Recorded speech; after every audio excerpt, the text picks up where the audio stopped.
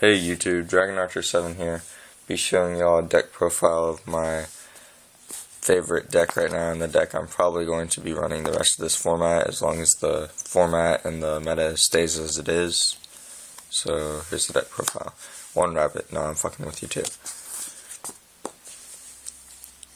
Triple saber. Triple kava.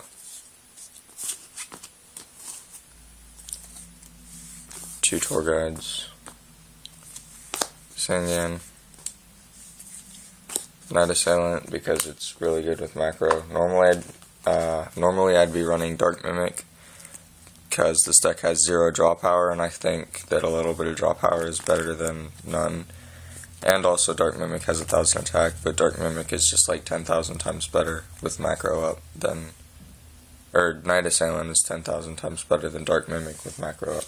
And 3 Glyba, it's really good this format because of Atlantean Mermails, Insectors, windups, things that are popular, got small attack. So, 1 TK, 1 Reaper. I like a more aggressive playstyle, as well as I just think TK is generally a better card than Reaper, so I'm running 1 and 1. And then I wanted another 3, so I'm playing Grand Mole. And Grenwell's been working out pretty good in testing, so I think I might stick with it. Soul Taker, 2 Forbidden Lance, 2 MST, Book of Moon, Avarice. Even though we're playing macro, I still think Avarice is a good choice because for those times that you don't have macro, Avarice is an extremely good card, and even for the times that you do, you're probably going to be waiting to flip it on the decks that it doesn't hurt them as much, so while you're waiting to flip it, you can be filling your grave for that Avarice to make it even better. Monsterborn. Dark Hole. Heavy Storm. 2 macros. Judge. Warnings. Bottomlesses. Mirror Forces. G-Prison. Road. And the all-important, I think that every rubber deck should at least run 1 Torrential. It's just really good because Torrential Sanyan is broken in this deck, as well as Torrential is just a good card in general because it stops your opponent's plays, clears their board, lets Reaper attack directly. 1 Deathwing token, it's broken. I'm going to do the side now, and then the extra after the side. 1 DD Warrior Lady. I like this instead of 2 Snowman because it's level 4, it has synergy with the deck, as well as it's searchable by Sangan if you need something to attack over, like a Fossil Den or something. You know, something that you normally wouldn't be able to if you just had the Sangan.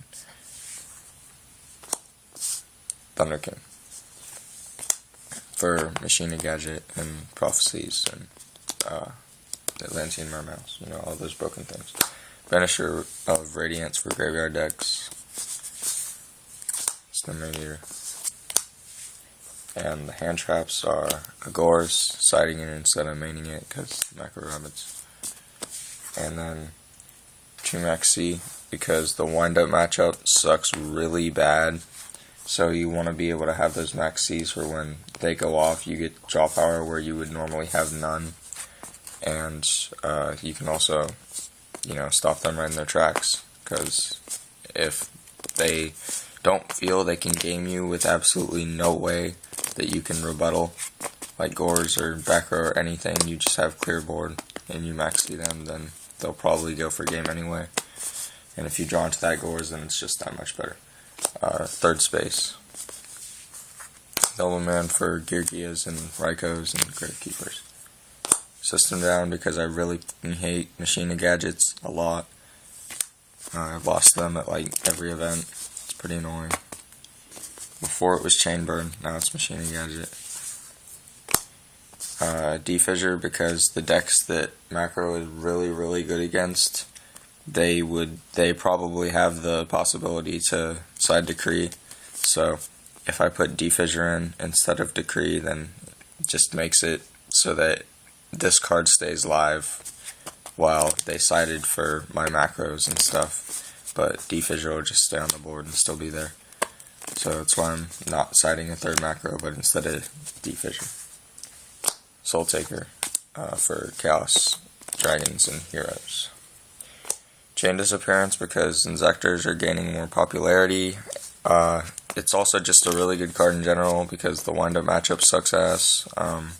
It's for like agents.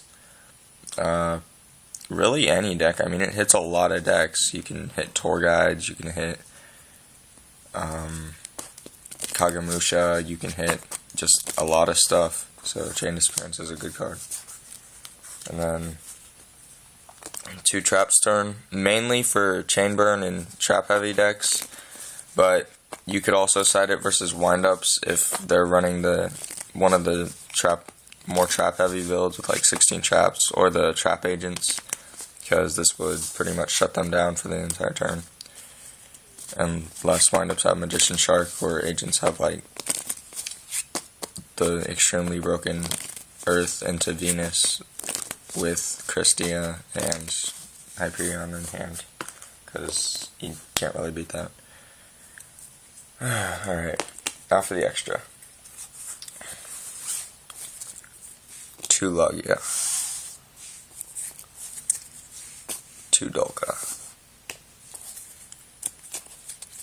2 Livier. Like I said earlier, I wanted an excuse to run 2 Livier, so I just threw them all in, because it's one of the best level 3s. So also, it's really useful for getting rid of Zen mains and stuff like that, and boss monsters if they don't have a way to summon them, or like you draw a bottomless or a warning or something after they're already summoned. Grandma gives you another chance to stop them, so that's really good. Leviathan, Zen mains, Acid Golem. I think this deck needs Acid Golem because it doesn't have a 3 that has a lot of attack, so being able to go for game if you need to is pretty good. Temtempa, Maestro, Cowboy, Utopia, Butterfly Bitch. That card is extremely broken. It's really good against Spirit Reaper. It can help you go for a game if you're late in the game. So Butterfly Bitch is good. And Stardust Dragon for the road. And then the Deathwing token again because it's just too OP. Alright guys, thanks for watching.